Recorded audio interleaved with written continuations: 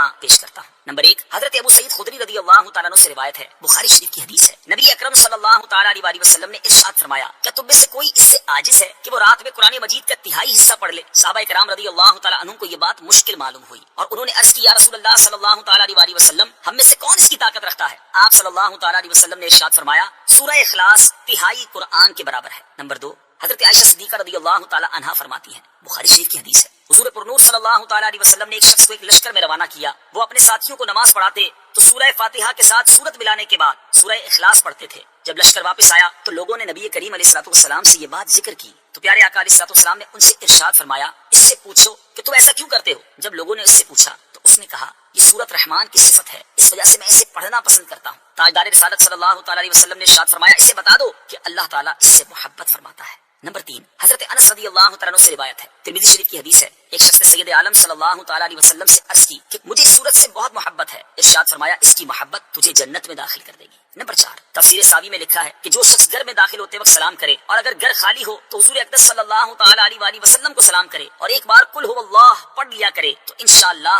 فقر و فاقہ سے محفوظ رہے گا، اور یہ بہت مجرب عمل ہے۔ سورہ اخلاص کا شان نزول، اس سورت کا شان نزول یہ ہے کہ کفار نے رسول اللہ صلی اللہ تعالیٰ علیہ وسلم سے اللہ رب العزت کے متعلق طرح طرح کے سوال کیے۔ کوئی کہتا تھا کہ اللہ عز و جل کا نسب کیا ہے، کوئی کہتا تھا کہ وہ سونے کا ہے یا چاندی کا ہے یا لوہے کا ہے یا لکڑی کا ہے، کس چیز کا ہے؟ کسی نے کہا وہ کیا کھاتا ہے، کیا پیتا ہے، ربوبیت اس نے کس سے ورثے میں پائی اور اس کا کون وارث ہوگا؟ ان کے جواب میں اللہ تعالیٰ نے یہ سورت نازل فرمائی اور اپنی ذات و صفات کا بیان فرما کر معرفت کی راہ واضح کی اور جاہلانہ خیالات و اوہام کی تاریکیوں کو جن میں وہ لوگ گرفتار تھے اپنی ذات و صفات کے انوار کے بیان سے محو کر دیا۔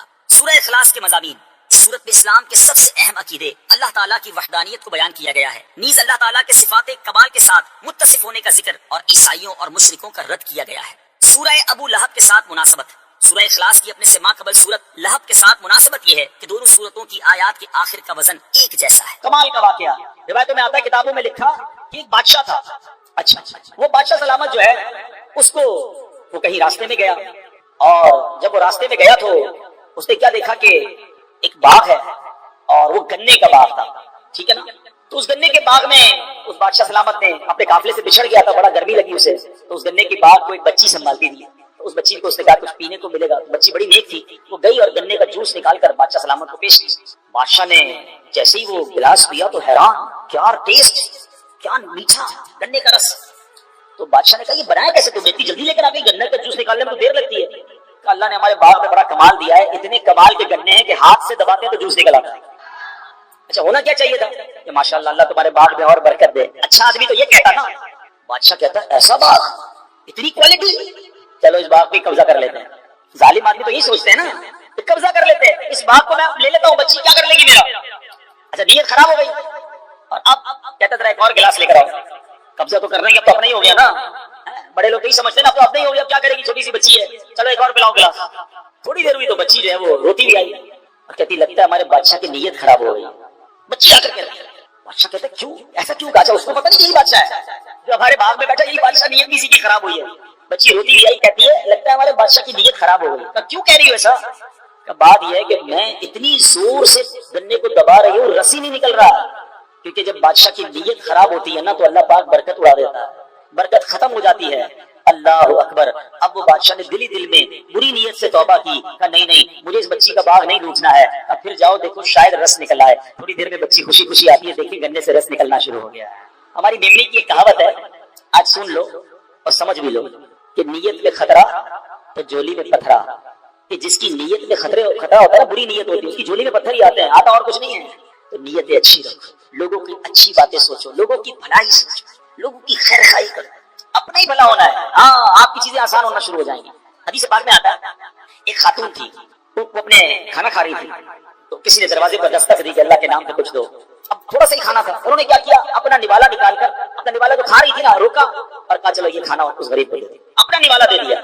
تھوڑے عرصے کے بعد وہ خاتون کے یہاں بچہ پیدا ہوا، حدیث کا مضمون ہے، تو بچہ لے کے جا رہے تھے، ایک بھیڑیا آیا اور بھیڑیا اس کے چھوٹے سے بچے کو لے کر بھاگنے لگا۔ اب ماں کا بچہ جانور لے جائے، ماں کی کیا حالت ہوگی، ماں چیخنے لگی میرا بچہ بچاؤ بچاؤ۔ نبی پاک علیہ السلام فرماتے ہیں اللہ نے فرشتے کو بھیجا کہ جاؤ اس بھیڑیے کے منہ سے بچہ چھینو، عورت کو واپس دو اور اس کو کہہ دینا یہ لقمے کے بدلے لقمہ ہو گیا ہے۔ ہائے ہائے بڑی بات گہری ہے اگر سمجھ آ جائے۔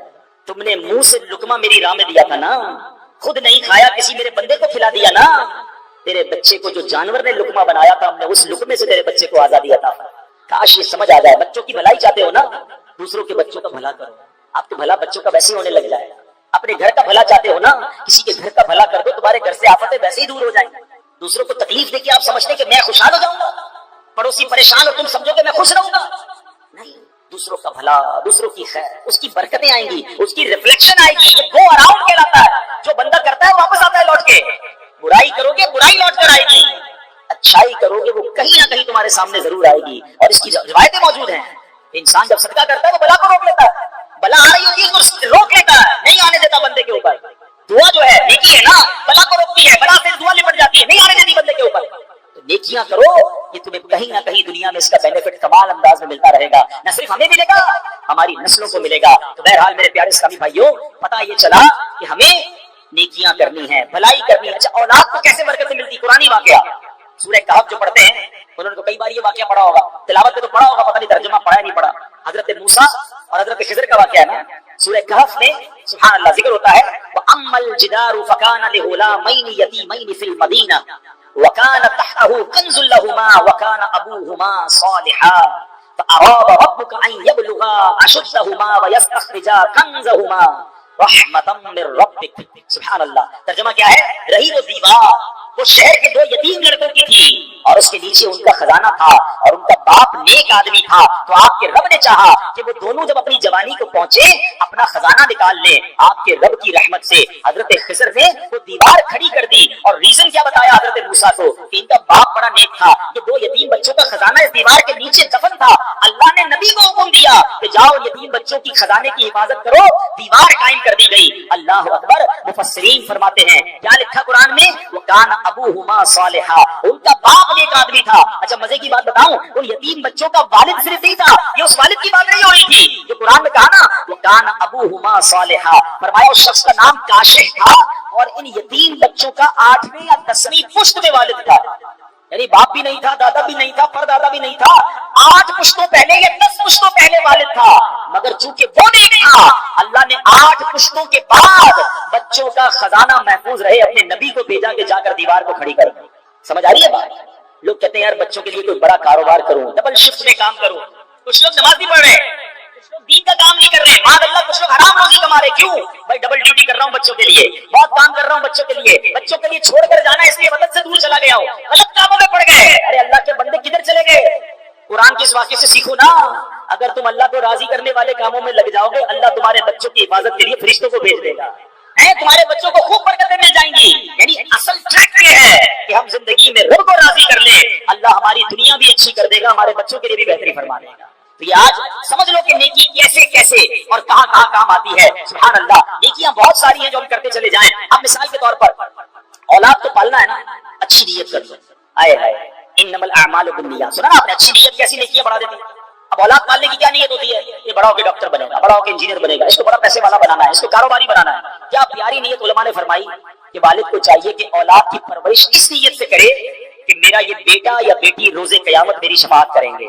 جس دن یہ آپ کا مائنڈ سیٹ بن گیا نا یار بیٹے کی پرورش ایسے کرنی ہے, بیٹی کی پرورش ایسے کرنی ہے کہ قیامت کے دن میری شفاعت کرے, اللہ ان کو ایسا بنا دے کہ یہ میری شفاعت کر دیں, تو آپ کا سارا دماغ ہی چینج ہو جائے گا. پھر تو عالم بنانا ہے, پھر تو حافظ بنانا ہے, پھر تو دین کا مبلغ بنانا ہے, پھر تو ان کی ایسی تربیت کرنی ہے کہ میرے مرنے کے بعد بھی کہ میرے لیے دعا کرے. میں آپ کو بڑی کمال کی بات بتاؤں, جس کا بیٹا نمازی ہے نا, جس کی اولاد نمازی ہے, اس بات کے بارے نہیں آ رہے. آپ کہیں کیوں؟ دیکھیں, ایک تو یہ نا کہ حدیث میں آتا ہے کہ مرنے کے بعد اعمال منقطع ہو جائے گا, ڈسکنٹینیو ہو جائے گا سوائے 3 چیزوں کے. تو 3 چیزیں کون سی ہیں؟ علم اگر کوئی چھوڑ کر مرے, جو علم بعد میں پھیلتا رہے, صدقہ جاریہ, یا نیک اولاد جو مرنے کے بعد والد کے لیے دعا کرے, مرحوم کے لیے دعا کرے. اب اگر بچہ نمازی بنا دیا نا, بے شک وہ آپ کے لیے دعا نہ کرے, ویسے تو کرنی چاہیے, لیکن وہ روزانہ پتہ ہے کتنی بار دعا کرے گا آپ کے لیے. جب اتحیات میں قاعدہ آخرہ میں بیٹھے گا نا, با وضو بھی ہوگا, قبلہ رو بھی ہوگا. ارے بچے کو نمازی بنا دو, روز با وضو قبلہ رو ہو کر تمہارے لیے دعائیں کرتا رہے. میرا بچہ انجینئر بن جائے, میرا بچہ ڈاکٹر بن جائے, اس کو فلاں سرٹیفکیٹ مل جائے, فلاں ڈپلوما مل جائے. اللہ کے بندے پہلے نمازی تو بنا لے. اور خود نیک ہو جاؤ, تمہارے بچوں کو انشاءاللہ اللہ پاک ایسا نیک کر دے گا اور تمہاری نیکی کی برکتیں انہیں ملنا شروع ہو جائیں گی. اسی طرح میرے پیارے اسلامی بھائیوں, اچھی نیت ہو, آپ کا کاروبار بھی اچھا, آپ کی جو رزق حلال کمانا ہے نا, یہ بھی ثواب ہو سکتا ہے. ایک دن نبی پاک علیہ السلام اور صحابہ کرام کہیں تشریف فرما تھے. ایک بڑا مضبوط جسم والا بندہ نکلا اور کہاں گیا؟ روزگار کے لیے, اپنی روزی کمانے کے لیے. صحابہ کرام میں سے کسی نے کہا کہ اگر یہ اس کی جوانی جو ہے اللہ پاک کی راہ میں صرف ہوتی تو کیا بات تھی, یہ تو کاروبار کے لیے جا رہا ہے. حدیث پاک کا خلاصہ ہے, نبی پاک نے فرمایا ایسا مت کہو, کیونکہ اگر وہ محنت کو کوشش اس لیے کرتا ہے کہ خود کو سوال سے بچائے اور لوگوں سے بے پرواہ ہو جائے, یقیناً یہ اللہ پاک کی راہ میں ہے. اور اگر وہ اپنے ضعیف والدین اور کمزور اولاد کے لیے محنت کرتا ہے, یہ پھر بھی اللہ پاک کی راہ میں ہے. اور اگر فخر اور مال کی زیادہ طلبی کے لیے کر رہا ہے تو وہ شیطان کی راہ میں ہے. یعنی ایک ہی جاب ہے, ایک ہی کاروبار ہے, اچھی نیت شامل ہو جائے تو یہ اللہ کی راہ بن سکتا ہے, راہ خدا بن سکتا ہے. اور وہی نوکری, وہی کاروبار اگر دنیا میں بڑائی دکھانے کے لیے ہے, مال جمع کرنے کے لیے ہے, لوگوں پر فخر جمانے کے لیے ہے, تو روز صبح جا بھی رہا ہے مگر شیطان کی راہ میں جا رہا ہے. فرق سمجھو نیت, اچھی نیت اور بری نیت کا, تو اللہ کرے ہم سمجھ جائیں. اب ایک اور بڑا نیکی کا کام جو ہم سب کر رہے تھے, ہاں یہ مجھے بڑا افسوس ہے, یقین کرو. آخری بات, رمضان میں سارے نمازی, اور رمضان کے بعد کیا ہو گیا؟ سوشل میڈیا پر ایک پوسٹ آئی تھی نا کہ ہم بھی عجیب لوگ ہیں, ایک چاند دیکھ کر مسجد جو ہے وہ آباد کر دیتے ہیں اور دوسرا چاند دیکھ کر مسجد ویران کر دیتے ہیں. ایسا تو نہ کرو. کیوں مسجد سے دور آ گئے, کیوں نمازیں چھوڑ دی؟ آپ کو پتہ یہ کیسی نیکی ہے؟ یہ نیکی آپ کو دنیا میں کیسے کمالات اور آخرت کی اور آپ کی اولاد کو کیسے کمالات دے سکتی ہے. سنتے جاؤ. نماز ایک شکر ہے اور شکر کی برکت سے نعمتوں میں اضافہ ہوتا ہے. نماز ہر مسلمان پر فرض ہے. جو پانچوں نمازیں پابندی کے ساتھ ادا کرنے کی عادت بنا لے, انشاءاللہ فرض شناس ہو جائے گا. لاپرواہی, سستی اور کاہلی کی آفت سے بچنے میں کامیاب ہو جائے گا. جدید سائیکالوجی کے مطابق کسی بھی کام کی کامیابی کے لیے مضبوط قوت ارادی ضروری ہوتی ہے. جس کی قوت ارادی مضبوط نہ ہو اس سے بڑے کام نہیں ہوتے. مگر سنو, نماز کا دنیاوی ایک فائدہ یہ بھی ہے کہ جو نماز کا عادی ہوتا ہے اس کی قوت ارادی بڑی مضبوط ہو جاتی ہے. سبحان اللہ. نماز کا ایک اور پتہ کیا شاندار فائدہ ہے؟ نماز کرنے والے کے گرد, نماز پڑھتا ہے جو, ایک حفاظتی حصار قائم ہو جاتا ہے. بیماری کا علاج دو چیزوں میں ہوتا ہے, ایک ہوتا ہے بیماری کی دوائی, دوائی پیو تو مرض دور ہوتا ہے, مگر ویکسین لگاؤ تو بیماری بھی دور ہوتی ہے, آئندہ بیماری لگ بھی نہیں سکتی ہے. ایک میڈیکلی حصار ہو جاتا ہے. سنو, نماز کیسا حصار ہے؟ قرآن کہتا ہے ان الصلاۃ تنہا عن الفحشاء والمنکر, بے شک نماز منع کرتی ہے بے حیائی اور بری باتوں سے. تو پتہ یہ چلا کہ بندہ نمازی بن جائے, نماز اسے برائیوں سے بچانے لگ جاتی ہے. ایک مرتبہ ایک صحابی بارگاہ رسالت میں حاضر ہوئے, عرض کی یا رسول اللہ صلی اللہ علیہ وسلم, فلاں شخص نماز بھی پڑھتا ہے, چوری بھی کرتا ہے. اللہ کے حبیب نے فرمایا اسے چھوڑ دو, اس کی نماز جو ہے اسے چوری سے روک دے گی, اس کی نماز اسے چوری سے بچائے گی. تو پتہ یہ چلا کہ نماز خود بری بات سے بچاتی ہے. سبحان اللہ. ایک بار ہم بیرون ملک سفر پر تھے, بڑی کمال کی بات نگران شورا نے فرمائی. کچھ لوگوں نے کہا بڑی برائیاں ہیں ہمارے معاشرے میں, بڑے مسائل ہیں. فرمایا نماز درست کر دو, باقی نماز بندے کو درست کر دے گی. اور یہ بیڑا اٹھایا دعوت اسلامی نے. اب دیکھیں بڑی ٹیکنیکل بات کہنے جا رہا ہوں. قرآن کیا کہہ رہا ہے؟ ان الصلاۃ تنہا عن الفحشاء والمنکر, بے شک نماز منع کرتی ہے بے حیائی اور بری بات سے, روک لیتی ہے نا. ہمارے محلے کا نمازی نماز پڑھ رہا ہے, بے حیائی نہیں چھوڑا. دو باتیں کیسے ٹکرا رہی ہیں؟ اس کا مطلب پتہ کیا آنسر کیا آئے گا؟ اس کا مطلب یہ ہے کہ نماز ٹھیک نہیں ہے. قرآن میں تو کوئی غلطی نہیں ہے, شک کی گنجائش بھی نہیں ہے. تم ٹھیک نماز نہیں پڑھ رہے اس لیے نماز بے حیائی سے نہیں روک رہی ہے. جس دن تمہاری نماز ٹھیک ہو گئی, نماز درست ہو گئی, نماز بندے کو درست کر دے گی. نماز کے کتنے فرائض ہیں, کتنی شرائط ہیں, کتنے واجبات ہیں, پتہ ہی نہیں لوگوں کو. اچھا میں اس کو تھوڑا سا آسان طریقے سے سمجھا دیتا ہوں. کسی بھی تالے کو کھولنے کے لیے کیا چاہیے؟ کیا چاہیے؟ تالا کھولنے کے لیے چابی چاہیے. اب میں اپنی گاڑی کی چابی دے دوں, آپ اپنی گاڑی کھول لیں گے اس سے؟ چابی تو ہے بھائی. آپ نے تو کہا تالے کے لیے چابی چاہیے, ابھی تو بولا آپ نے. تو آپ کہیں گے بھائی جیسا تالا ویسی چابی, جس کے اندر جیسے دندانے ہیں نا وہ پورے چاہیے. چابی تھوڑی گھس جائے پھر بھی اپنی چابی گھس جائے تمہارا تالا نہیں کھولتی ہے. یار کسی اور کی چابی تمہارا تالا نہیں کھولتی تو غلط نماز جو ہے تمہیں کیسے سدھارے گی؟ پراپر نماز کر لو, پھر دیکھو جنت کا دروازہ کیسے کھلتا ہے. ہاں نماز جنت کی کنجی ہے, یہ چابی کی مثال بن گئی نا. یہ تو چابی ہے جو جنت کا دروازہ کھولے گا, لیکن پراپر چابی تو لگاؤ. نہ وضو ٹھیک کر رہا ہے, نہ نماز ٹھیک پڑھ رہا ہے. یہ کمال ہے دعوت اسلامی کا. واللہ لوگ اگر اس پر کبھی موقع ملا تو میں اس پر بھی بات کروں گا تفصیلی, کہ یہ جو دعوت اسلامی نے ایک اور کمال کیا نا, بہت سارے کمالوں کے ساتھ ساتھ, کہ معاشرے کو جس چیز کی ضرورت تھی, جس کو بھلائے بیٹھے تھے لوگ, جس کا تصور ہی نہیں تھا, وہ سکھانا شروع کر دیا. بچپن سے بڑے ہوئے کبھی نہیں سنا کہ کوئی نماز کورس ہوگا. اللہ سلامت رکھے دعوت اسلامی کو فیضان نماز کورس ڈیزائن کر دیا. میں آپ سے پوچھوں 40 سال پرانے نماز سے پوچھو نماز کہاں سیکھی ہے, وضو کہاں سیکھا ہے؟ ابو کے ساتھ آتا تھا وضو خانے پہ, ابو بھی وضو کرتے تھے, ابو کو دیکھ کر میں نے وضو شروع کر دیا. دادا نماز پڑھتے تھے, ان کو دیکھ کر ہم نے نماز سیکھ لی. اس کا مطلب کہیں بھی پراپر سیکھی نہیں ہے, نہ وضو نہ نماز, اور اسی میں غلطیاں ہو رہی ہیں. آپ کریں ایک بار فیضان نماز کورس، آپ کو میری بات سمجھ آ جائے گی کہ یار 20 سال سے نماز پڑھ رہا تھا، میری تو کتنی غلطیاں تھیں، نہ وضو پراپر، نہ نماز پراپر، نہ سجدہ پراپر، نہ تلاوت پراپر، کدھر سے ثواب ملے گا، کدھر سے روحانیت ملے گی؟ ہم کہتے ہیں یار پتہ نہیں میں کب سے تلاوت کر رہا ہوں، دل میں روحانیت ہی نہیں آ رہی۔ بھائی قرآن صحیح تو پڑھنا سیکھو پہلے۔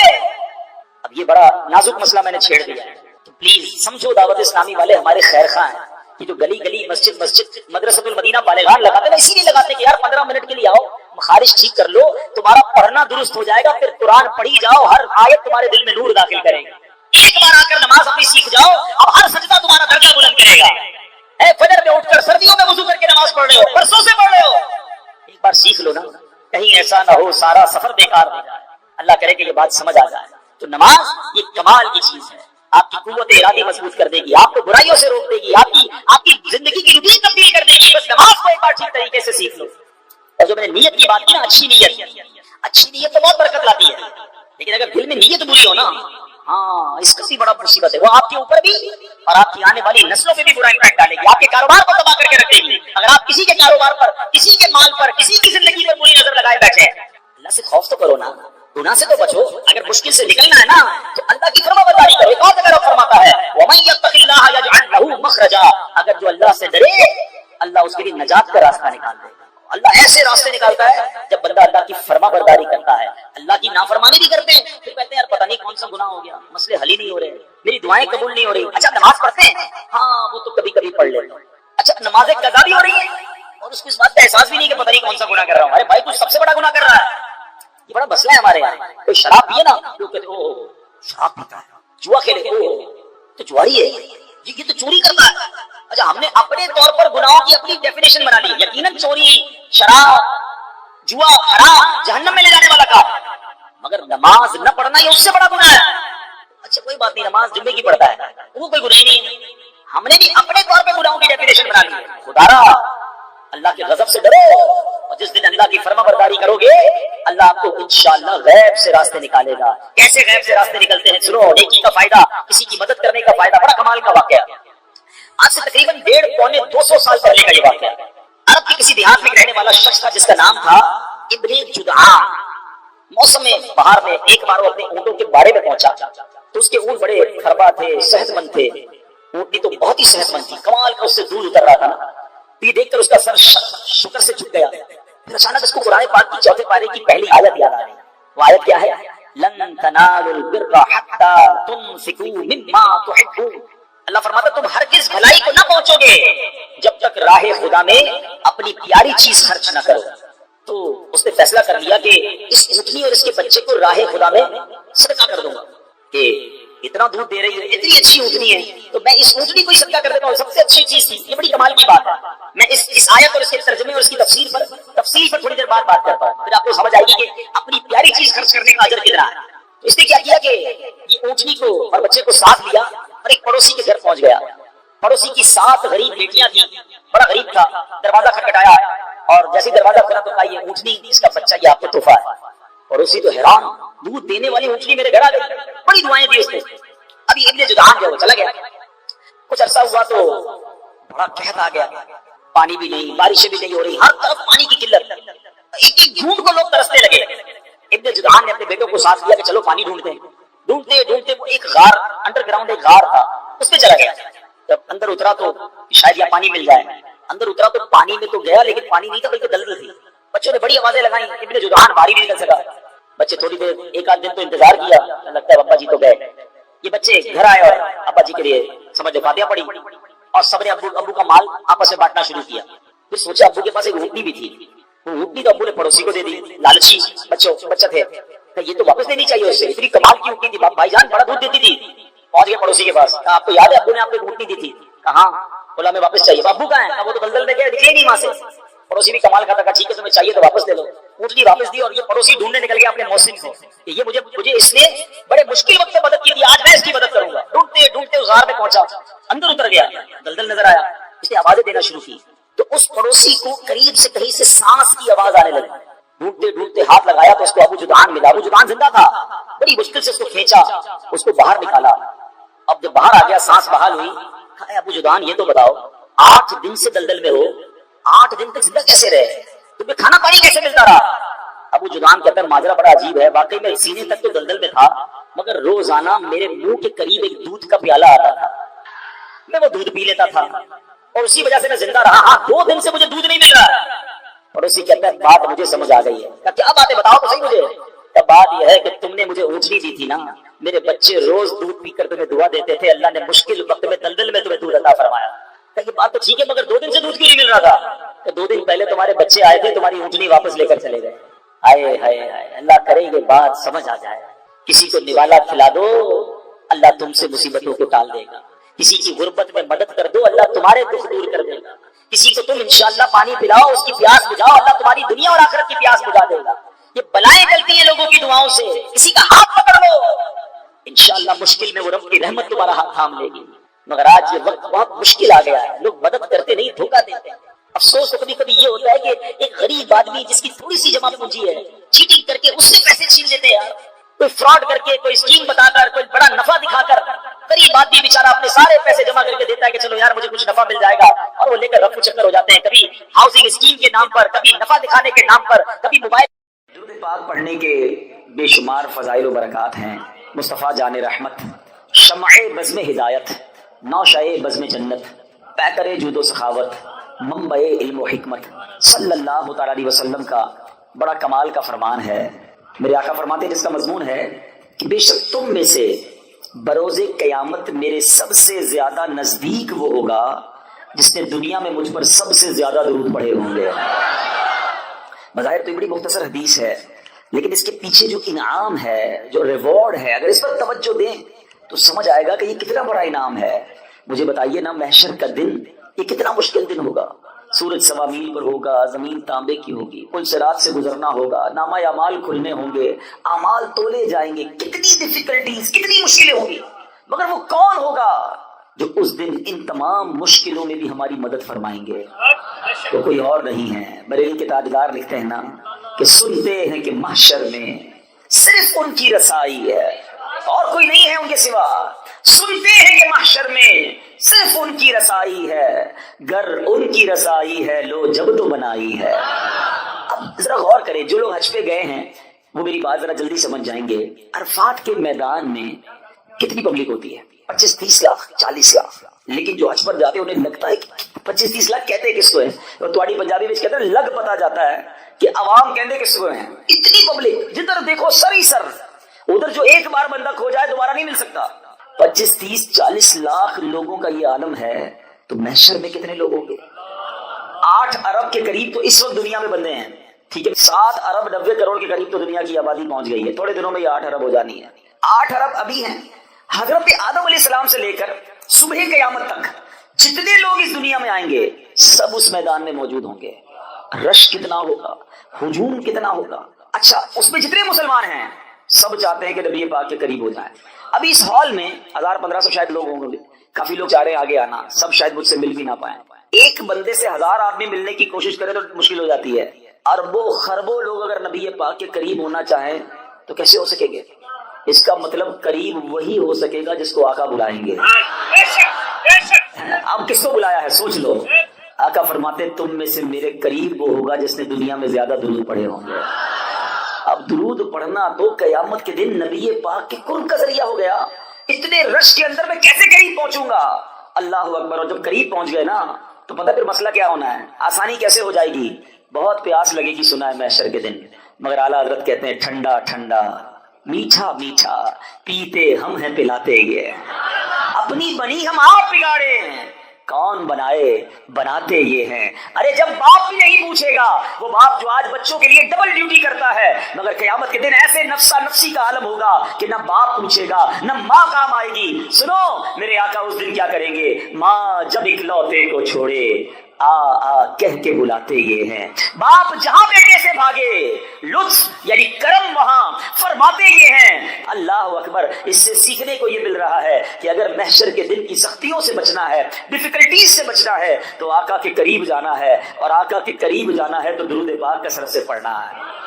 تو آج سارے اسلامی بھائی نیت کریں۔ اتنا سارا ٹائم ہم موبائل فون کے ساتھ گزارتے ہیں، گھنٹوں گزر جاتے ہیں سوشل میڈیا پر فالتو میں، لیکن درود نہیں پڑھتے، ذکر نہیں کرتے، تلاوت نہیں کرتے۔ یہ زندگی بیکار نہ گزاریے، پلیز اپنی زندگی کو قیمتی سمجھیے. ایک ایک سانس یہ اللہ کی نعمت ہے.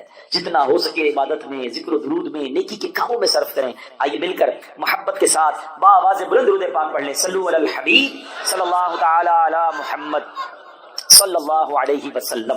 آج میں مختصراً ایک ایسا واقعہ آپ کو میں نے سنانا ہے کہ جو قرآنی واقعہ ہے، اللہ کے نبی کا واقعہ ہے. اس واقعے کو سنانے کے میرے دو مقصد ہیں.